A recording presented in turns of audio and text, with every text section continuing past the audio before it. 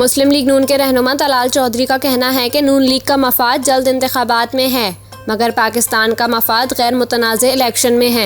अपने एक बयान में तलाल चौधरी ने कहा कि अगर मुश्तरका मफादात कौंसिल मुत्तफ़िक हो कि इलेक्शन नई मरदमशुमारी पर होने हैं तो हमें छोटे सूबों की राय का एहतराम करना होगा। तलाल चौधरी का कहना है कि 10 या 15 दिन इंतखाबात के आगे पीछे होने पर ना जाएं। इंतखाबात के नताइज सब तस्लीम करें, ये ज़्यादा अहम है।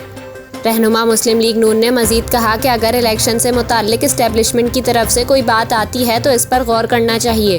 दूसरी जानिब नून लीग के रहनुमा जावेद लतीफ़ बोले कि इलेक्शन मौखर नहीं होने चाहिए। अगर इलेक्शन मौखर हो भी जाते हैं तो इसकी जिम्मेदारी मुस्लिम लीग नून पर नहीं आएगी, क्योंकि मौजूदा हुकूमत कौमी हुकूमत है, मुस्लिम लीग नून की नहीं।